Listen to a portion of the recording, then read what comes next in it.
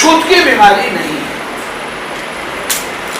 क्योंकि छूत की बीमारी होने के लिए किसी भी जीवाणु का, अंडाणु का, विषाणु का, कीटाणु का, फंगस का, निमेटोड्स का, एफिड का, चैसिड का, थ्रिप्स का होना जरूरी है। सामान्य शब्दों में कहो कि कोई भी वायरस नहीं होगा तो छूत से आप दूसरे को नहीं दे सकते, बैक्टीरिया नहीं होगा तो नहीं दे सकते, फंगस नहीं होगी तो नहीं दे सकते। कहते हैं भाई टीबी, और टीबी वाले के साथ खाना नहीं खाना, उसके साथ बिस्तर शेयर नहीं करना, क्योंकि उसका बैक्टीरिया उसमें जा सकता है। कोरोना, सब लोग अपन मास्क लगा के घूमे, अरे भाई उसमें वायरस था। हेपेटाइटिस बी होता है, फंगस, ये सब। अब कैंसर में क्या होता है? कैंसर, अब सब लोगों के पास कैंसर की रिपोर्ट है, उसमें कहीं लिखा हुआ है कि इसको कैंसर का इन्फेक्शन है? नहीं है। उसमें लिखा हुआ है इसको कैंसर का बैक्टीरिया है, कैंसर का वायरस है, कैंसर का फंगस है? नहीं है। तो फिर छूत की बीमारी नहीं है। तो यानी कि पहली ही बात ये तय हुई कि जो लोग कैंसर को छूत की बीमारी समझते हैं वो लोग बहुत बड़ी गलती करते हैं। यानी कि अब मैं सीधे शब्दों में कहना चाहूँ तो कैंसर पेशेंट के साथ आप ताश खेल सकते हैं, बिस्तर शेयर कर सकते हैं, साथ खाना खा सकते हैं, आपके कपड़े वो पहन सकता है, उसके कपड़े आप पहन सकते हैं, एक कमरे में रह सकते हैं, उसका जूठी चाय पी सकते हैं, उसका जूठी रोटी खाना खा सकते हैं। यानी कि आप जो नॉर्मल स्थिति में जिस दिन शादी करके आए, जिस दिन आप अपनी पत्नी से जिस तरीके से रह रहे थे, उसी तरीके से आपको आज भी कैंसर पेशेंट के साथ रहना है। क्लियर हो गया? कैंसर छूत की बीमारी नहीं। दूसरा, 100% कैंसर जानलेवा नहीं है। दूसरी जानकारी, WHO इस बात को डिक्लेयर कर चुका है, रिसर्च इसको डिक्लेयर कर चुकी है।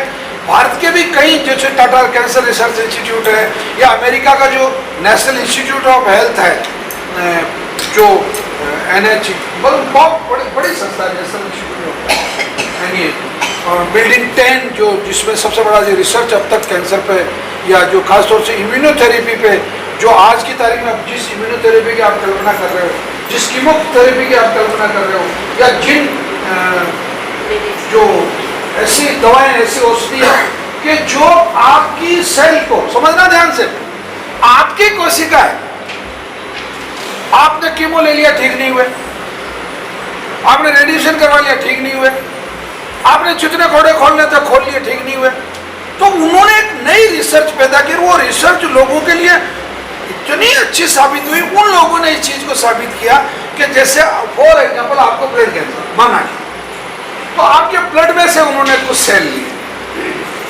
आपके प्लाज्मा लिए, आपकी प्लेटलेट्स ली, आपकी RBC ली,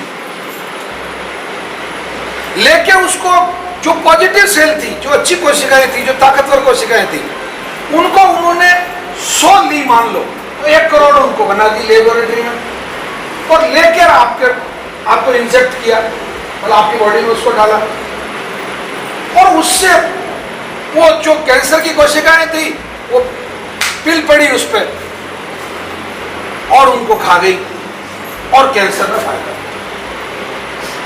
मतलब इतना बड़ा रिसर्च करने वाला जो इंस्टीट्यूट है, वो इंस्टीट्यूट ने ये साबित किया लास्ट में।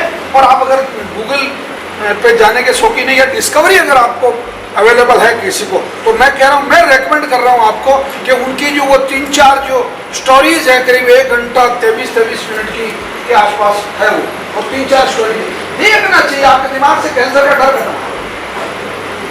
डर खत्म हो जाएगा डॉक्टर साहब, बिल्कुल 100% के। यार कुछ नहीं, साले चूहे से लड़ रहे थे अपन, शेर की फोटो दिखा रहे हैं अपने। बहुत सारे दुनिया में लोग ऐसे फोटो शेर का दिखाएंगे और उसके पीछे चूहा निकलेगा। खासतौर से आपको कह रहा हूं आप मतलब चूहे से डरे हुए, समझ में आ रही बात? तो उन्होंने ये बताया कि 90% जो कैंसर है वो, अब मैं आपकी टेक्निकल लैंग्वेज में बता रहा हूं कि वो नॉन एग्रेसिव, उनकी जो ग्रोथ है या तो है ही नहीं, पैदा तो हो गया वो, या तो ग्रोथ ही नहीं है, और ग्रोथ है तो इसलिए है कि आपकी बॉडी का जो इम्यून सिस्टम है, जो रोग प्रतिरोधक क्षमता है, जो वो मैं 100 से 1 करोड़ करके और आपको वापस ट्रांसफर करने की बात कर रहा हूँ, वो शरीर आपका खुद करता है। आपकी जो बॉडी है हिमसेल्फ, आपकी बॉडी के अंदर जो नई सेल्स जो जनरेट होती है, वो सेल जो नई जनरेट हो रही है वो ताकतवर सेल जनरेट होती है, और वो कमजोर कोशिकाओं को मिस्टर डार्विन भी कह के गए हैं और अपने बाप दादा भी कह के गए हैं। उसने कहा ताकत पैदा करो, रे ताकत, ताकतवर जिंदा रहेगा। तो अब आपको 3 तरीके से समझ लेना। नंबर 1, सभी कैंसर एग्रेसिव नहीं होते हैं। डोरमेंसी एक शब्द है, उसमें पड़े रहते हैं, आदमी की पूरी जिंदगी निकल जाती है। और इसका सबसे अच्छा उदाहरण बताऊं मैं आपको। एक भैया आए हैं चूरू से कल, मतलब उनके सिस्टर को कैंसर, ओके, उनकी मदर को कैंसर डिक्लेयर नहीं हुआ, और एक्चुअली मदर की जो सिस्टर थी उसको कैंसर था, मदर के जो भाई थे यानी कि उसके मामा जी थे उनको कैंसर था। अब आप देखिए पूरी एक पीढ़ी में वो कैंसर यही पड़ा रह गया, पूरी एक पीढ़ी, और वो उस बेटी को जाके डिक्लेयर उड़ो डोरमेंसी में पड़ा रहा। हो सकता है उनकी मदर का इम्यून सिस्टम बहुत अच्छा रहा हो, नो डाउट, या वो डीएनए जिसको अपन बोलते हैं, डीएनए का जो प्रकटीकरण है उसका जो मतलब वो जो एक्टिव होता है वो नहीं हुआ। कई ऐसे कैंसर है, जैसे फॉर एग्जाम्पल मैं आपको बताऊं कि बहुत सारे ऐसे लीवर के कैंसर है जो जिंदगी भर आदमी निकाल देता है, पता ही नहीं चलता, और आदमी मर जाता है। मरने के बाद में उसको डायग्नोसिस किया तो पता चलो उसको तो इतना बड़ा कैंसर था, परंतु उसको जानलेवा नहीं हुआ। अब इसमें एक छोटी सी थ्योरी है जो आप लोगों को समझनी है, आपके नॉलेज से बात कर रहा हूं मैं। हालांकि मेरी इस बात को जो पढ़े लिखे लोग वो समझ गए कि डोरमेंसी एक बहुत बड़ी चीज है, वो पड़ा अजगर की तरह, वो आपको कोई नुकसान नहीं करता। और आप घबराए हुए क्योंकि आपने कैंसर का नाम सुना, उस एंगल से सुना है कि जिस एंगल में लोगों के हाथ पैर फूल जाते हैं, पेट पीछे से पीली हो जाती है, खाना खाया नहीं जाता, यूं वाली स्थिति में आ जाता है, चिढ़ने लग जाते हैं लोग एक दूसरे पर, और यहाँ तक कि पड़ोसी और जो आपको जो नहीं चाहने वाले लोग ये भी कहने लग जाते हैं कोई सारे ने पाप किया होगा इसलिए कैंसर। मेरा पाप किया जरा, ये बीमारी किसी को होती है क्या? गलत हो, मैं इसको क्लियर होता क्या है। आप एक कमरे में सोए हुए हैं, कमरे में अंधेरा है, श्रीमती जी आपके साथ हैं, आप सोए सोए आपने कहा अरे आज थोड़ा नीचे फर्श पे सो के देखते हैं, थोड़ा ठंडा लगेगा, अच्छा लगेगा। आपको किसी ने हल्का सा या उंगली का या किसी ने पाइट कर दिया, हाथ की उंगली का या पैर की उंगली का या कहीं पर हल्का सा कोई दांत चुभा, समझना बहुत जबरदस्त एग्जाम्पल है। कैंसर का भय समाप्त करने का मैं सोचता हूं कि एक उपयुक्त उदाहरण है। कुछ खाया, अपने पत्नी को लाइट करना, लाइट किया, एक चूहा भगता हुआ दिखा आपको, अनका चूहा है यार, कहे तो ध्यान नहीं रखती यार, ये कहीं खाने की चीजें डाल देते हैं ये वो, ठीक है। आप सो गए, पूरी रात खर्राटे भर लिए, सुबह उठे अपनी ड्यूटी पे चले गए। सेम दूसरे दिन ये घटना हुई, पत्नी ने फिर लाइट जलाई और चूहे खाने के लिए सांप आया हुआ था, स्नेक, चूहे खाने के लिए, क्योंकि चूहे हैं वहां मान लो, या वो निकल रहा था, या कहते वो तो सांप ही नहीं था, फिर वो चूहा ही था, उसकी पिछली पूंछ थी क्या इतना सी, और वो अंदर घुसा हुआ, वो धीरे धीरे धीरे धीरे पूंछ हिला रहा है, आपका मरना निश्चित है। क्या सांप ने काटा? कैंसर का नाम जो है ना वो इतना बदनाम कर दिया, और मैं खुले शब्दों में कह रहा हूं, वो आयुर्वेद भी उससे अछूता नहीं है, एलोपैथी भी उससे अछूती नहीं है, होम्योपैथी भी उससे अछूती नहीं है, और ये झाड़ फूंक वाले भी अछूते नहीं है। मतलब मैं बिना किसी पे आरोप लगाए सीधे सीधे शब्दों में कह रहा हूं, जिस आदमी के हाथ में कैंसर पेशेंट आ गया उसने आर्थिक दृष्टि से उसका निचोड़ के रख दिया, कुछ नहीं बचा उसके पास। और जस्ट इसका बिल्कुल उल्टा, मैं बिल्कुल दावे के साथ कहता हूं, बिल्कुल इस मामले में मैं बहुत सौभाग्यशाली आदमी हूं कि भगवान ने मेरे को खूब धन्य धन्य दे रखा है, खूब दे रखा है, मतलब मेरी औकात से तो 50 गुना दे रखा है। मेरे नवग्रह आश्रम का एक सिद्धांत है कि आपका रोगी भी बचना चाहिए, बचना चाहिए। आप सब चाहते हैं ना आपका रोगी बचे, आपका पैसा भी बचना चाहिए और आपका परिवार भी बचना चाहिए। अभी मैं एक एग्जांपल दे रहा था, कोई बहन आई थी मेरे अंदर, तो मैंने उसको कहा दीदी को मैंने कहा आप चाहते हैं ना आपके 40-50 लाख रुपया कर्जा हो जाए? बोले नहीं चाहती। बोला आप चाहती है कि आपके पिताश्री ठीक नहीं हो? बोले मैं चाहती हूँ। बोले मैं आप चाहती है कि सब कुछ खत्म हो जाए, आप भी, पैसा भी, पिताजी भी? बोले नहीं मैं पैसा नहीं चाहती। तो नवग्रह आश्रम का एक ही सिद्धांत है, न्यूनतम पैसा, मतलब मुश्किल से 3-4 हजार रुपये महीने, और वो भी किससे? आप जैसे करोड़पतियों से, जो आजकल की जो कहते हैं वाओ, ये जो है ना फटी कटी जींस वाले, उनसे। बाकी मतलब मुझे बताना ठीक नहीं है, वो पाप भी लगता है, पुण्य वो है जो दूसरा आपको पता नहीं। आज सुबह से मैं 6 पर्चियां कर चुका हूँ, 2-4 पर्ची मेरे डॉक्टर ने भी कर दी। वो लोग बिना औषधि का नहीं जाना चाहिए कोई नवग्रह आश्रम। क्या बात है, ऐसा आपके पास नहीं, हमारे पास है, बात करो। और हमारे पास जिस दिन कब होगा, आपका एड्रेस तो हमारे को पता चल ही गया, हमने आपका आधार तो ले लिया, आएंगे रिवॉल्वर लेके ले लेंगे आपसे, बात खत्म। फिर करते रहना, समझ रहे नहीं समझ? पैसा भी बचे, व्यक्ति रोगी भी बचे और परिवार भी। ये बेसिक लॉजिक है, बस मूल से। अब कैंसर के बारे में एक धारणा और है जो मैं आपको क्लियर करूं, फिर उसके बाद में अपन कैंसर की उत्पत्ति के कारणों पर बात करें। एक बात क्या है, कैंसर रोगी कभी बेचारा नहीं हो। कैंसर हो गया, अरे अभी तेरी उम्र ही क्या है, अभी तो खेलने खाने की उम्र। और आप उसको दिन में अगर 10 बार ऐसा कह रहे हैं, आपके परिवार के 10 लोग या 5 लोग अगर 10 बार उसको ऐसा, 15 बार, 20 बार अगर आपको इस तरीके के आप डायलॉग रिपीट कर रहे हैं, तो एक नाम सुना होगा आपने, पढ़े लिखे लोग हैं, अवचेतन। 2 तरह के मन होते हैं व्यक्ति के, चेतन और अवचेतन। अवचेतन में आप बीज बो रहे हैं उसको डरने का, मौत के डर का। अवचेतन, अवचेतन का एक बहुत अच्छा उदाहरण बताऊं आपको, तुरंत समझ में आ जाएगा, क्योंकि आपको थोड़े टेढ़े उदाहरण थोड़े कम समझ में आते हैं, सीधे ठीक से आ जाते हैं। आप पिक्चर देखने गए, मेला देखने गए, या बस स्टैंड पे खड़े हैं, आपने 2 लड़कियों को एक साथ देखा, एक काली सी है, पिंपल्स है दुनिया भर के, कपड़े भी मतलब फुल ओढ़ रखे हैं, चौधरा ओढ़ रखा है, मतलब ठीक ठाक। और एक लड़की है जिसने केवल 200-250 ग्राम कपड़े पहन रखे हैं, मिक्सी में धोए जाने लायक है, बहुत शानदार उसका ग्लो है, और वो थोड़ी हल्की सी मुस्कुराहट भी बिखेर रही है। अवचेतन में आप उससे गलत फहमी में प्यार कर रहे हैं, उसने नहीं कहा आपको आई लव यू। नोटिस करना इस बात को। सेम वही कहानी आपके कैंसर में।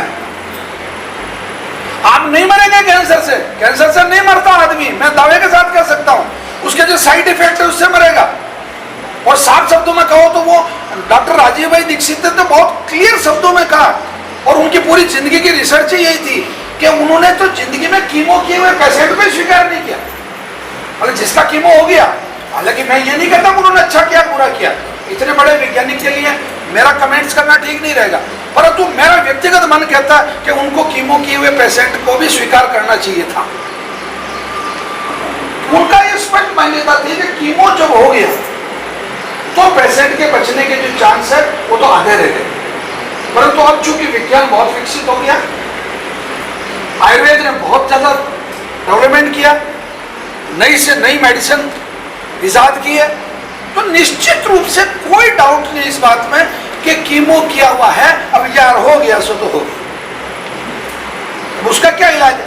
अब एक बात बताओ, जैसे मान लो आप लेक्चरर है, कोई बच्चा 9th में फेल हो गया, ठीक है, फिर वो पास हो गया अगले साल, 10th में आ गया, 10th में फिर फेल हो गया, फिर पास हो गया, उस तरीके से उसने ग्रेजुएशन कर ली। आप क्या करोगे? उसकी मार्कशीट फाड़ दोगे क्या कि बोले तू तो 2 बार फेल हुआ था यार? ये बेसिकली ये थ्योरी कि वो हो गया सो हो गया यार, बात करना। आप अभी भी पीते थे विसारिए आगे की सुनी ले, आप अभी भी आप उस पर आ जाइए, हो जाएगा, कोई बड़ी बात नहीं। हाँ, थोड़ा समय ज्यादा लगे। मतलब जैसे एक बाप के 3 बेटे हैं, 2 अच्छा कमा के खाते हैं, एक आवारागर्दी करता तो वो परिवार चल जाएगा। तीनों ही आवारागर्दी करने लग जाए और तीनों रोजाना शाम को खंबा लेके घर आ जाए तो फिर वो परिवार नहीं चलेगा। वो सेम कैंसर में यही है कि आप कंटिन्यू कीमो करवाते रहेंगे, कंटिन्यू सर्जरी करवाते रहेंगे, continue MRI, CT scan, PET scan ये करवाते रहेंगे तो निश्चित रूप से आपको लाभ के चांस कम रहेंगे। बजाय इसके अगर आप आयुर्वेद की मदद लेते हैं, नेचुरोपैथी की मदद लेते हैं, आप प्राकृतिक तरीके की मदद लेते हैं, आप अपने कॉन्फिडेंस की मदद लेते हैं, आप नवग्रह आश्रम के बताए हुए नियमों की मदद लेते हैं, उनका अगर पालन करते हैं तो कोई कारण नहीं कि आपका कैंसर पेशेंट ना बचे। अमरवाणी की यहाँ कोई औषधि नहीं है, ये और क्लियर कर रहा हूँ।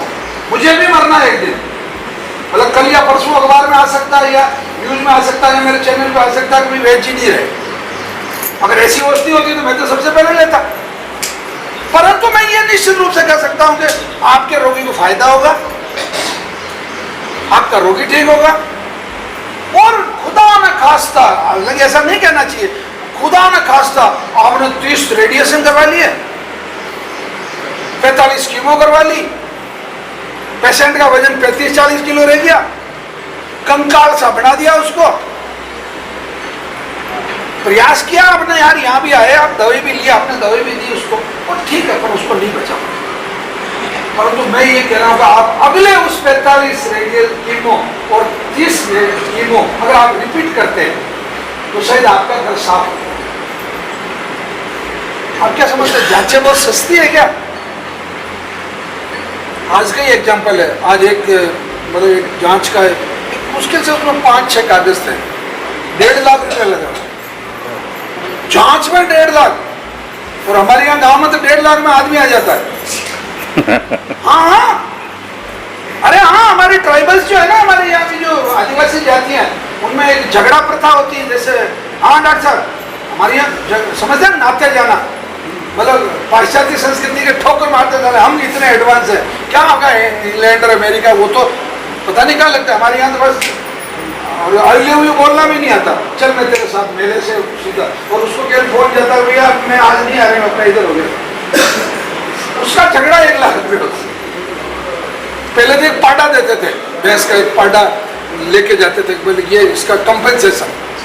तो मैं आपको ये कह रहा हूँ कि आपको केवल आपके मतलब बीड़ी, सिगरेट, गुटखे और चाय के खर्चे में आयुर्वेद आपको जब नया जीवन दे रहा है, औषधि दे रहा है, हौसला दे रहा है, तो फिर आयुर्वेद को क्यों नहीं अंगीकार करें? क्यों नहीं? वही करें स्वीकार। अच्छा, एलोपैथी का फुल डेवलपमेंट हुए कितना साल हुआ, कोई चर्चा का विषय नहीं है। जांचें आज भी उनकी अच्छी है, मैं प्रणाम करता हूं उनको। डायग्नोसिस जो है, अब आयुर्वेद में कैसे करोगे सर? भाई आज अगर मैं अब मैं आयुर्वेद के ऊपर आ रहा हूं। आयुर्वेद में कैंसर हो गया है या होने वाला है, इसका पता लगाने के लिए 5 चीजें बहुत अच्छे से परफेक्टली है।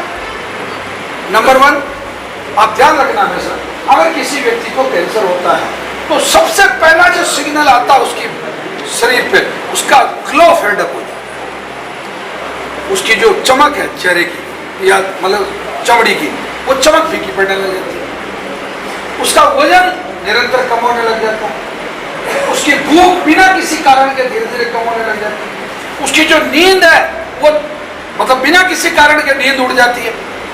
कारण भी उसको ज्ञात नहीं है, अभी कैसे डिक्लेयर नहीं हुआ, परंतु नींद ठीक से नहीं आती, भूख ठीक से नहीं लगती है, वजन कम होने लग जाता है, ठीक है, ग्लो खत्म हो गया।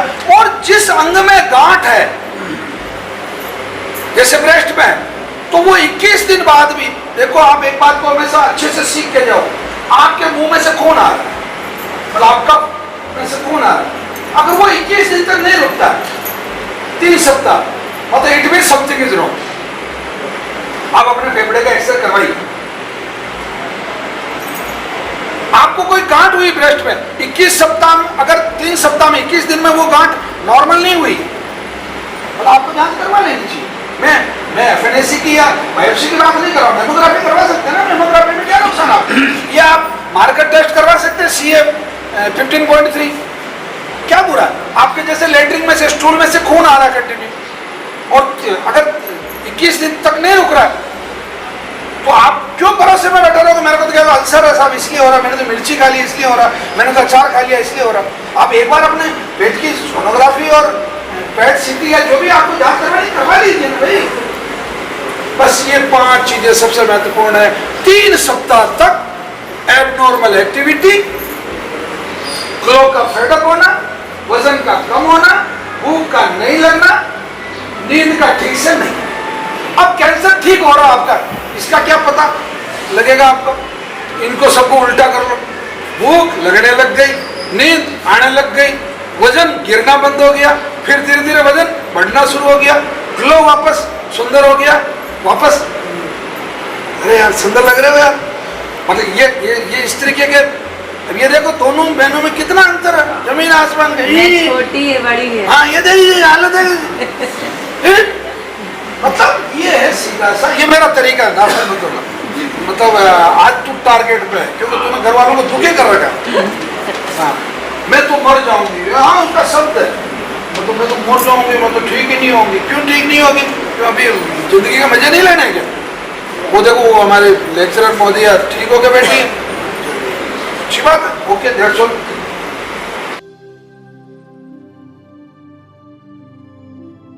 अगर आप ये वीडियो YouTube पर देख रहे हैं तो हमारे चैनल को सब्सक्राइब करें और बेल आइकन को दबाना ना भूलें। अगर आप Facebook पर ये वीडियो देख रहे हैं तो हमारे पेज को लाइक करें।